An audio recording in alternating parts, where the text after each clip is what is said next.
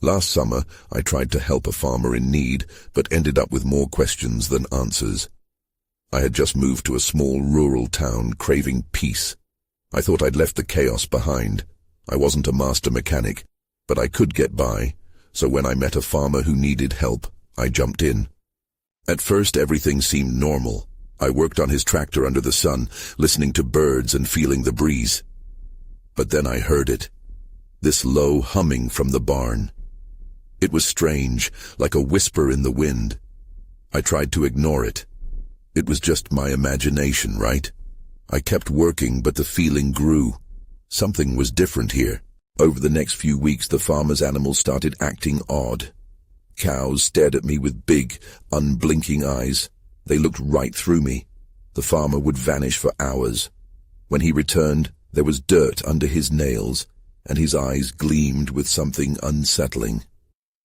I asked if he was okay, but he would mumble and change the subject. Each time, a chill ran down my spine. The locals whispered about rituals and odd happenings near that barn. I felt the tension in the air as I listened. I wanted to connect with them, but they seemed distant, like I didn't belong. I wondered if they were just superstitious, or if there was something real behind their fears. I felt trapped, and the unease clung to me. One afternoon, while I was fixing the tractor, the humming returned.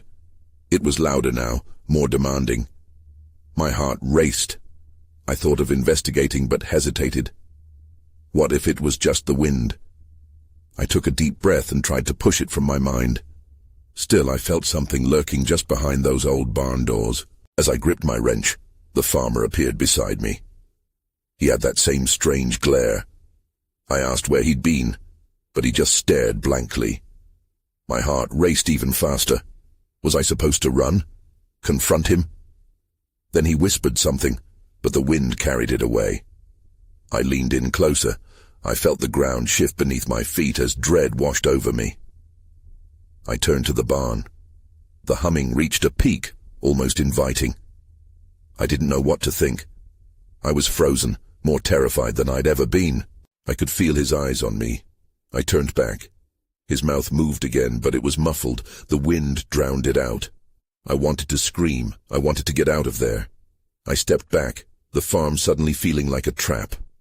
Just then, the barn doors creaked open a crack. A shadow flickered inside, and I heard a low, guttural growl.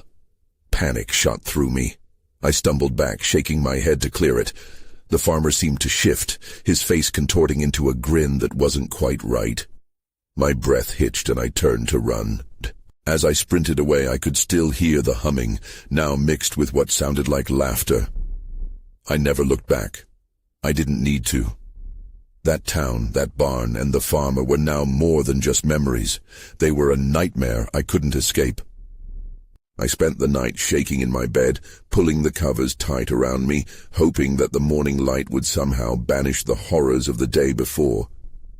It didn't. The sun rose, but it brought no comfort. I lay there, staring at the ceiling, feeling a heaviness in my chest. After what felt like hours, I finally mustered the courage to leave my room. I dressed slowly, my fingers trembling as I buttoned my shirt. I couldn't face the farmer again. Not yet. But I needed answers. I thought about going to the diner. Maybe I could get some information from the townsfolk. As I took a seat on my porch, the crisp morning air held a hint of dread. With each passing moment, the memory of the farmer's unsettling grin twisted in my mind. I couldn't shake it. Why had he looked at me like that?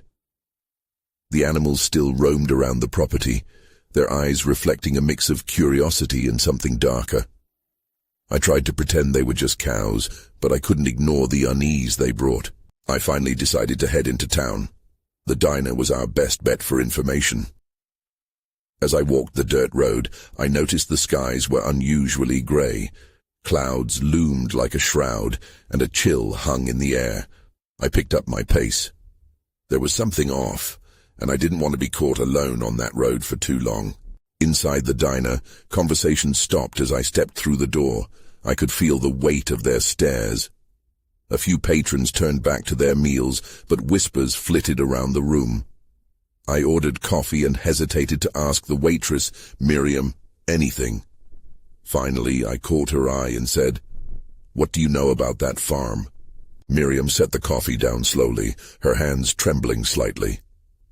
"You don't want to get involved with that place," she said quietly. "The farmer's not right, and his animals, well, they're not what they seem." Her voice trembled as she spoke, and I leaned forward. "What do you mean? What's going on there?" She glanced around, as if afraid someone might be listening. "Just rumors. No one really knows, but some say he's been up to some dark things. The animals, they used to be normal, but now—" She shook her head, the fear in her eyes echoing the unease I felt. Just then the door swung open and a gust of wind swept through the diner. I turned to see a man standing in the doorway. He looked wild, disheveled, and I could see the panic in his eyes. You need to get away from that farm," he shouted. My heart sank as I recognized him. It was one of the locals I had seen often, but I didn't know his name. "Why?" I asked, my voice barely a whisper. He stepped closer, urgency in his tone. "I found something. You don't want to be near him or what he's doing. It's not just the animals. It's bigger. It's—" His voice faltered, and he glanced back toward the street. "What is it?" I pressed, my pulse racing. He didn't answer. Instead, he turned abruptly and bolted out of the diner, leaving me staring after him as confusion swirled in my mind. That's when I saw it. A shadow flitted past the window. My instinct screamed at me to run. I had to know what was happening, but something was closing in on me, and time was running short. The unease from the farm had infected this town, and I felt its grip tightening around my throat. I couldn't get caught. Not again. I grabbed my coat and pushed through the door, deciding it was time to confront whatever was plaguing the farm. I didn't know what I would find, but I knew I had to face it head-on before it was too late. I hurried back down the dirt road, my heart racing. The chatter of the diner faded behind me, replaced by the weight of silence that seemed to press down on the whole town. I tried to shake off the feeling that eyes were watching from the darkness of the buildings I passed. Once I reached the farm, I took a deep breath and stepped onto the property. The air was thick, heavy with something earthy and wrong. The animals were gathered near the barn, their heads turned in unison as I approached. It was as if they sensed my unease. I tried to ignore the fact that their eyes looked far too intelligent, watchful and calculating. I walked toward the barn, which loomed like a dark sentinel. My instincts told me to turn back, that maybe I was better off in town, but I felt a pull to know the truth. I needed to find out what had so rattled that man at the diner. Pushing through the creaky barn doors, I was hit with a wave of stale air mixed with an odd, sweet scent. My eyes adjusted to the dim light, and I could just make out shapes moving in the back. I took another step inside, and something crunched underfoot. Looking down, I saw remnants of hay and something else, something slippery and dark. My stomach churned. "Is anyone here?" I called out, my voice shaky. No answer, just the faint rustling and a low, unsettling sound. My mind raced back to the man's warning. What had he found? My heart pounded as I crept further inside. The shadows shifted around me, and I strained to see more clearly. That's when I noticed them, shapes obscured by the dim light.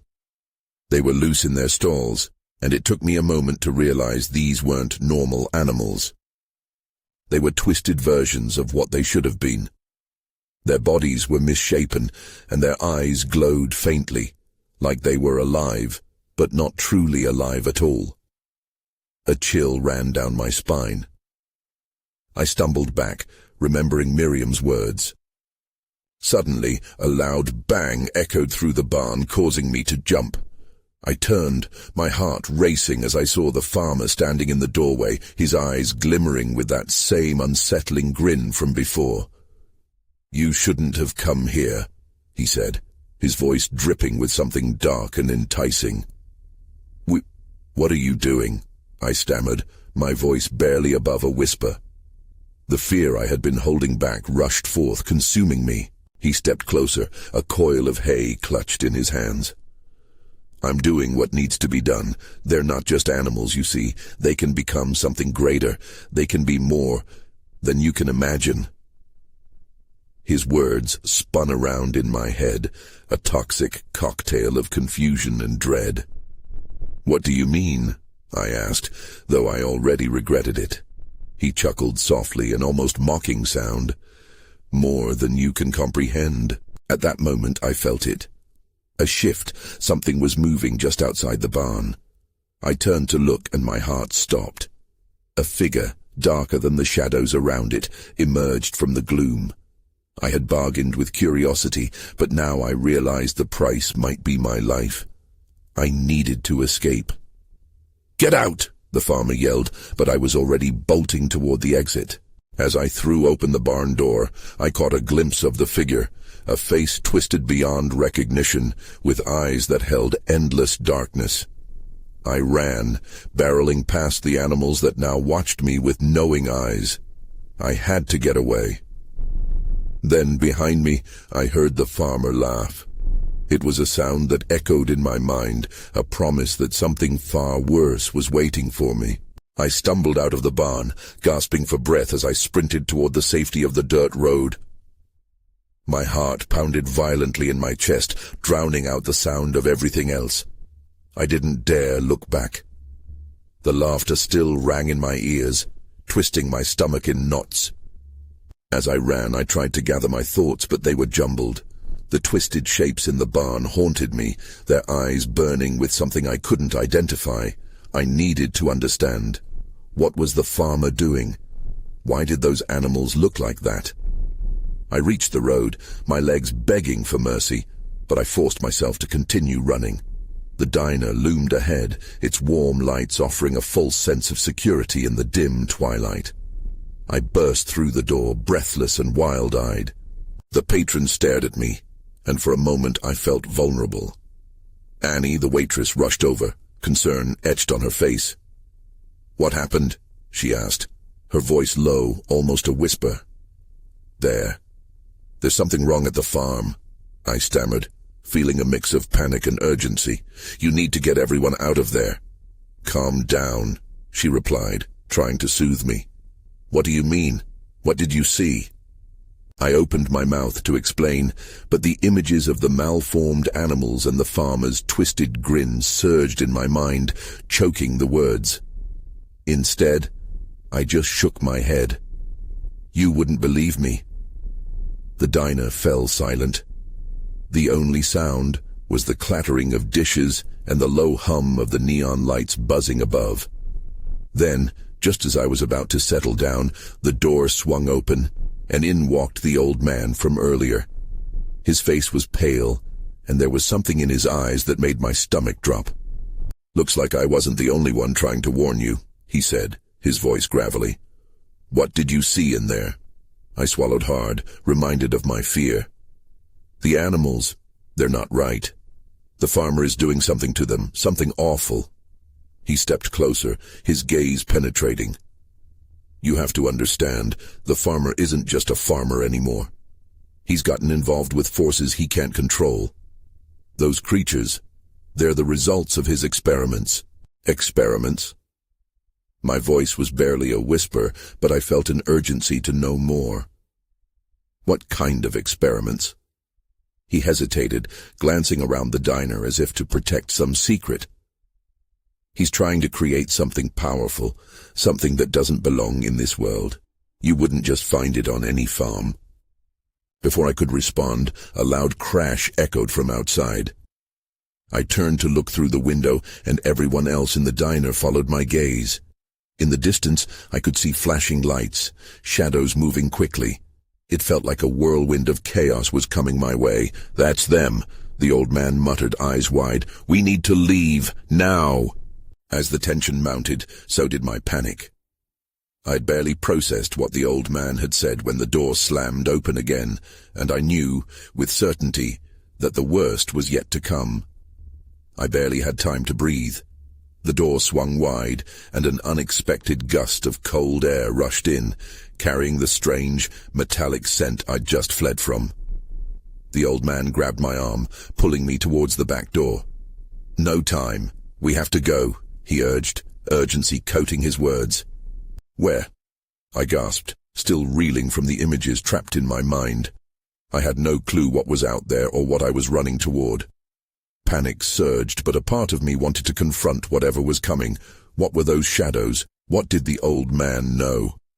"This way," he hissed, dragging me further into the diner's narrow hallway. The chatter and clinking of silverware had been replaced with an almost deafening silence. It was unsettling. We slipped through a door at the end of the hall, the warmth of the diner fading into a cold, damp storage room. My senses screamed that something wasn't right. I could hear distant shouts now, but they weren't human. I shivered as dread wrapped tightly around me. "What do we do now?" I whispered, my voice trembling as I leaned against the wall. The old man scanned the dimly lit room, his brow furrowed. "We wait," he replied, gnawing on his lower lip. "If we can figure out what they are planning, we can warn others. But we need to be careful. They often don't like being seen." "Who?" I asked, though part of me didn't want to know the answer. My mind was racing, connecting the dots that seemed too twisted to make sense. "The hybrids," he murmured, eyes darting around the room. "The animals he's been working on. They've escaped. This is no longer just about the farmer. It's about what he's unleashed." Before I could digest this, more crashing sounds erupted outside, and I felt the vibrations through the ground. My heart sank. I had already witnessed enough horror for one day. I wasn't sure I could take any more. That's when I saw it. A fleeting shadow darting past the small, grimy window. It was too big to be an animal. It moved with an unsettling grace, unnatural yet predatory. The hairs on the back of my neck stood up, and I instinctively took a step back. "We need to—" I began, but the old man cut me off. "Shh! Listen!" The noise grew louder, accompanied by the unmistakable sound of something wet slapping against the ground. My stomach churned. It was closer now, and I could hear muffled voices, human voices mixed with something guttural. "What are they?" I whispered, panic clawing at my throat. "Creatures of his making," he said grimly, eyes fixed on the door. "We can't get caught. We'll find another way out. The back door leads to the fields." Just as we started to inch toward the exit, a shadow filled the doorframe before us, blocking our escape. The chilling truth hit me like a wave. Whatever was out there wouldn't let us leave easily. The shadow loomed large, its form shifting as if it were molded from smoke. My breath caught in my throat, but the old man didn't hesitate. He backed away, pulling me with him into the dim light of the storage room. My heart raced, hammering in my chest. "What do we do?" I barely managed to whisper, every muscle in my body tense. "Stay quiet," he whispered back. "We need to find cover. It can't see us if we stay still." I looked around the room, searching for something to shelter us. Shelves lined with boxes filled the space, and I spotted a stack of old crates in the far corner. "Over there," I pointed urgently. He nodded, and we shifted carefully, crouching low. Each step felt like an eternity as I focused on the ominous shape still blocking our path. It didn't move, and the odd guttural sounds grew closer. My mind raced with images of what this creature could be. The hybrids. I recalled the old man's warning. Were they even human anymore? As we reached the crates, a loud crash echoed from outside, followed by frantic voices filled with panic. I clamped a hand over my mouth, a sudden wave of nausea crashing over me. The old man squeezed my arm, grounding me in the present. From behind the crates, I peeked through a gap. There was a growing crowd of what I could only guess were the farmers' workers scrambling to catch something. Did they even know what they were up against? The thought chilled me. "Look," I whispered, pointing to the entrance where another hybrid emerged from the shadows. This one was different, a twisted mixture of human and some animal. It had elongated limbs and eyes that burned bright with an unnatural light. Its movements were jerky yet fast, disorienting. Suddenly, one of the workers shouted, "Get back! It's not safe!" It was then I realized they were armed, clutching pitchforks and other makeshift weapons. My breath hitched again as the hybrid lunged forward, its grunt resonating through the air. The old man's face paled as he watched. "We can't stay here. They'll find us. If they get too close, we'll be trapped." "What do you mean they'll find us?" I looked at him in disbelief. "They know we're here." He shook his head, eyes wide. "No, but they sense fear. We need to move now." Before I could respond, the hybrid let out a piercing roar that echoed off the walls. The workers stumbled back, fear written all over their faces. They were losing control. "Follow me," the old man urged, darting to another door at the far end of the room. I hesitated, realizing I'd have to leave my comfort behind, but I couldn't let fear paralyze me. As I followed him, I glanced back at the chaos. The flimsy hold the workers had on the situation was slipping. My gut twisted with fear, knowing their lives depended on stopping these monsters. Then, in the midst of the chaos, I saw something glinting on the ground, a metallic object half buried in dirt. It caught my eye, a part of the farm's machinery, a weapon. I felt an urge to grab it, but the old man tugged me away. We slipped through the door just as the screeches intensified behind us. Gritting my teeth, I followed him into the pitch blackness beyond. But I couldn't shake the feeling that we had stumbled into a nightmare we might not escape. The metallic object now nagged at my mind. What if it held the key to unraveling everything? But that thought evaporated as sounds of chaos erupted, surrounding us. All I knew was that something far worse than I could imagine was still lurking in the shadows. I stumbled behind the old man as we moved deeper into the darkness. A cold draft nipped at my skin, sending shivers down my spine. The faint sounds of panic faded behind us, replaced by an unsettling silence. I strained my ears, hoping to catch any hint of danger, but the stillness was deafening. "Where are we?" I asked, trying to keep my voice steady. "An old cellar," he replied, eyes scanning the dark corners. "It's a network of tunnels beneath the farm. We can use them to get away." I nodded, unsure how far this rabbit hole went. Each step felt heavier, the weight of uncertainty pressing down on me. I couldn't lose focus. There were hybrids on the prowl, and now we were in their territory. As we moved, I caught sight of something on the floor, a glimmer of light. I crouched down instinctively, reaching out to touch it. My fingers brushed against cold metal. It was a key, rusted, but unmistakably a key. My heart raced at the thought of what it might unlock. "Leave it," the old man urged, but I couldn't pull my hand away. "Wait, what if it opens a door? We might need it," I insisted. He sighed, glancing over his shoulder. "We don't have time. Any noise could attract them." But curiosity gnawed at me. What if this key led to more answers? I couldn't ignore it. Suddenly I had an idea. Maybe it's for one of the doors above, or a storage room. Something important might be in there. He hesitated, eyes narrowing. "Quickly then, just be careful." I pocketed the key and we pressed on, navigating through a maze of crumbling walls and endless shadows. My heart raced, not only from fear but with a flicker of excitement. There was something more here, something hidden. After what felt like hours, we reached a narrow stairway leading upward. It was steep, and the air grew heavier with each step. As I ascended, echoes of distant shouts ricocheted around us. My mind raced. Was it the workers? The hybrids? I didn't know who I wanted to hear more, those fighting or those running. Finally, we reached the top. The old man pushed against the door, but it creaked ominously.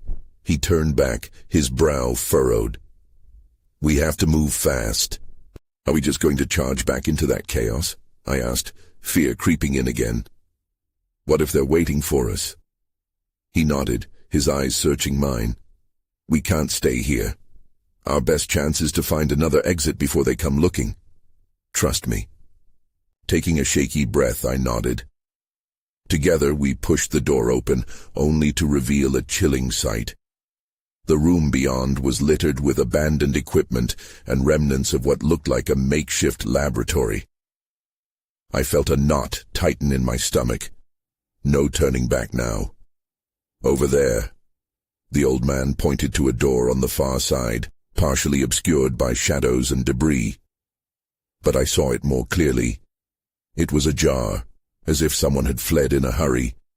Before I could answer, a sudden noise erupted from behind us. The door we had just come through slammed open. My breath caught. A figure emerged, twisted and writhing, one of the hybrids. "What do we do?" I whispered, my voice barely audible. "Run!" he shouted, and we bolted toward the open door, heart pounding as the chase had begun. We burst through the ajar door, desperation fueling our legs. The musty scent of the old room clung to my senses as I fumbled in the dim light. The old man was a few steps ahead. I could hear his heavy breathing, a reminder that we weren't invincible. We were just two desperate souls caught in a nightmare. I glanced over my shoulder, catching a glimpse of the hybrid crawling into view. Its eyes glowed in the faint light, a sickening shade of yellow.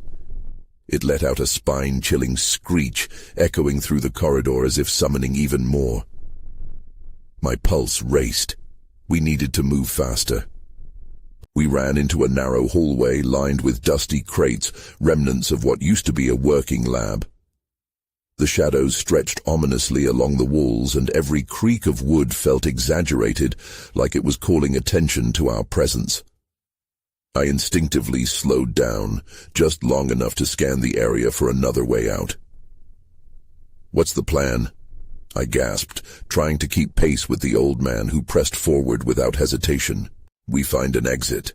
Keep an eye out for anything," he replied, his voice steady yet urgent. As we reached the end of the hallway, I spotted a faint glimmer at the far wall. It was a small window, but I could only see darkness beyond it. "What if that leads outside?" I suggested, my heart racing at the thought of freedom. "A window won't help us if we can't break it," the old man countered, shooting me a glance that conveyed both urgency and determination. "We need to focus." Before I could respond, a loud crash echoed from somewhere behind us. The hybrid was gaining ground, slamming into crates as it pursued us. Panic surged through me, overpowering my caution. I couldn't let it catch us. Suddenly I remembered the key tucked in my pocket. "Wait," I yelled, desperately pulling it out. "What if it opens that door back by the lab?" "It's too risky," the old man said, but I could see a flicker of interest in his eyes. Ignoring his protests, I turned on my heel and rushed back to the door we'd just come through. I could feel my blood pounding in my ears. The noise of the hybrid grew louder, mixed with sounds of clattering metal and breaking glass in the background.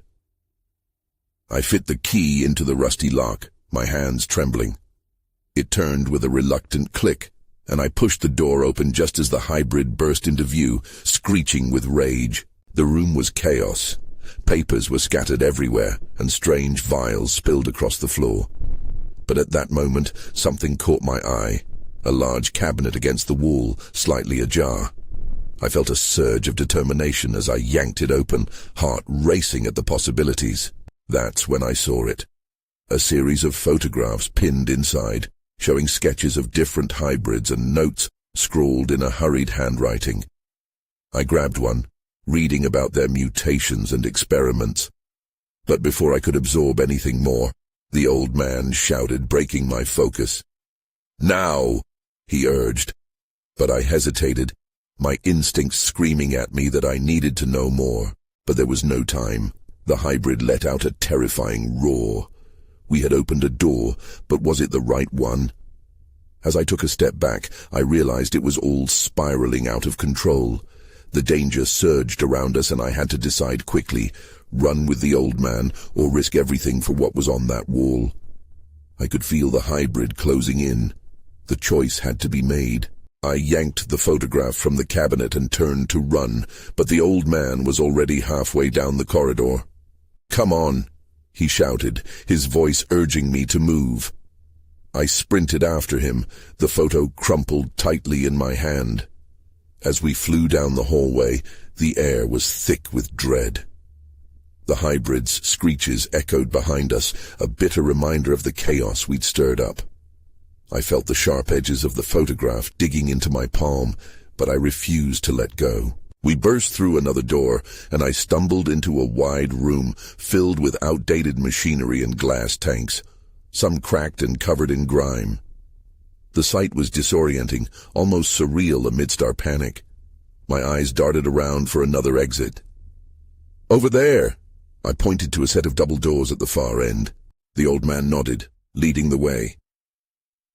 As we reached the doors, I glanced over my shoulder. The hybrid was closer now, its grotesque silhouette filling the hallway. I shoved the doors open and we spilled into the next room. It was dark, but there was a faint light coming from the far side. "Down there, could be a way out," I panted, scrambling toward the light. But as I approached, my heart sank. The light came from a small control panel flashing uselessly. The back wall was solid, a fortress against any hope of escape. "Damn it," the old man cursed, smacking the panel. "There has to be something we can do." My thoughts raced back to the photographs. Wait, maybe there's a way to shut it down, if we can control it. "Control what?" He looked at me, eyes wide with urgency. "We need to focus on getting out, not on this junk." The hybrid's screeching intensified, sending chills down my spine. Panic surged through me again, but I felt something else, a spark of determination. We can't just run. If these hybrids are products of some sick experiment, maybe there's a way to stop them. Maybe... I took a few steps back, scanning the room. What if we can find the main controls? Maybe this whole setup is designed to contain them. The old man's expression shifted, uncertainty creeping in. "You think so?" I nodded and took a deep breath. "There has to be a room where they monitor everything. Let's look around." Before he could respond, we heard a heavy thud against the door we just came through. The hybrid was relentless. I could see the door buckling, splintering wood, giving way to its strength. "Do it fast," the old man urged, his voice bubbling with urgency. We raced toward the far wall, feeling the weight of impending doom. I noticed another door concealed behind a stack of boxes. Grabbing the old man's arm, I tugged him toward it. "This way." Just as we reached for the handle, the door exploded open. The hybrid lunged at us, teeth bared, drool glistening in the dim light. There was no more time for hesitation. I flung us both through the door, slamming it shut behind us. I leaned against it, heart pounding. What now? The room was small and cramped, but there was a flickering monitor in the corner. "If we can get that working, it might give us answers," I said, my pulse quickening again. As we approached, there was a sudden burst of static, and the screen lit up. I gasped when I saw the feed. The hybrid could be contained. But the real horror set in as I noticed something else. Images of more hybrids, more experiments, each more grotesque than the last. "That's when I saw it," I whispered. A detail in the corner of the screen indicated a countdown, ticking down fast. A new threat was looming, and we were running out of time. I felt the cold sweat trickle down my forehead as I stared at the countdown, its numbers shrinking relentlessly. "What is this?" I muttered, heart racing. The old man stood beside me, eyes wide with disbelief, scanning the data flashing across the screen. "I don't know," he replied, running a trembling hand through his hair. "But it looks like whatever he's been working on is about to multiply." His voice tightened with urgency that echoed my own rising panic. Suddenly the wall rattled as something slammed against it from the other side. "We don't have much time. We need to stop this thing." Frantically, I scanned the screen for any indication of how to halt the countdown. It displayed unsettling images of creatures in varying stages of mutation, accompanied by observations in the farmer's scrawling hand. My gaze fixed on a button labeled Initiate Containment Protocol. Could that be it? "What are you thinking?" the old man asked, dread lingering in his voice. "If we can trigger the protocol, maybe it will trap the hybrids back where they belong," I replied, desperate for a solution. I hesitated for a moment, remembering the creature's terrifying speed and strength from earlier, but pressed forward. As I reached for the button, I could feel the old man's demeanor shift from fear to determination. He was right behind me, ready to act as soon as I triggered the protocol. Just as I pressed down, the door shook violently, and the hybrid's guttural roars grew louder, reverberating through the room. "Now!" the old man shouted, gripping my arm to steady me. With a firm shove, I slammed the button. Instantly, alarms blared, echoing around us. The screen flickered, and the countdown numbers transformed into a flashing warning. Containment protocol engaged. Relief washed over me momentarily, but it was quickly overshadowed by sheer terror as the temperature in the room dropped. I could see my breath clouding in front of me. "It's working," but nothing was ever that simple. A sudden burst of energy surged through the room, and the monitor began sparking. "Danger! Malfunction!" it blared, drowning out the chaotic sounds as the old man bellowed, "What's happening?" "I don't know," I shouted back, panic rising, fighting against the instinct to flee. "We need to hold together." The frantic sounds from the other side of the door intensified, almost an angry protest against our attempt to shut them down. A bright flash erupted from the monitor, momentarily blinding us. I staggered backward, clutching my eyes. When I blinked away the spots, I saw the old man's expression cut in half, confusion and disbelief merging into a mask of sheer horror. "Look!" he screamed, pointing closer to the wall where another dark shape was forming. My heart dropped. A figure emerged from the shadows, but it wasn't just any hybrid. It was far worse. It had begun to take on features of the animals I'd seen earlier, but it also bore the twisted characteristics of a human, a sickening mixture of lost life and corrupted nature. "We have to go now," I yelled, instinctively backing away as its glowing eyes fixated on us. But before we could retreat, the door burst open. The hybrid charged inside with wild intensity. My instincts screamed for safety, but the room felt smaller by the second. With nowhere left to run, I grabbed the old man's collar and tugged him toward the back wall, but something lassoed my mind, the press of curiosity against the tide of fear. The hybrid paused. It could sense our terror. Then, in a fleeting moment of desperation, I turned to the monitor. "We need to overload it," I shouted, even surprised by my own words. "It might take them all down in one go." "Are you crazy?" he shouted, eyes widening. "It's the only chance we have." I pressed, my heart racing with the urgency of the moment. I rushed back to the control panel. The alarms rose in pitch as panic surged anew. "Increase power output," I shouted, fingers darting across the hapless buttons. "Initiate overload." The screen flashed red, blurring any clarity of what we were doing. But there was no time for second-guessing. I pressed down on a lever, cranking it higher. "Hold on," the old man shouted. "Are you sure this will work?" "Not at all," I yelled in response, bracing myself against the sudden surge of energy cascading through the machinery around us. As I activated the overload, the hybrid lunged forward, thrashing at the doorway, but it pressed against an unseen barrier. It was held back, at least for now. Then, with a violent crack, the screen erupted in static, engulfing our surroundings in jagged, blaring alarms. The enormous counter suddenly flipped to 0, and everything seemed to freeze. And then, nothing. The room darkened all at once. Silence enveloped us, broken only by the frantic sound of our hearts. I opened my eyes slowly, and there, glowing at the flickering edges of the chaos, I caught fleeting glimpses of what appeared to be the hybrids, dissipating into swirling shadows. Had we done it? The weight of the danger felt less as I turned to look at the old man, who stood with a vague expression of disbelief mingling with relief. I shared the moment with him. But just as that sense of accomplishment settled, the door began to shift again, heavier this time, as if something was indeed trying to push through. "Run!" I gasped, adrenaline kicking back in. We barreled away from the door, scrambling back towards the previous exit. As we crossed into the swirling chaos of the farm's lab, I felt a chill shoot down my spine, a doubt that festered in my gut. What I had witnessed at that farm wouldn't stay buried easily. Once back outside, the air felt oppressive and heavy.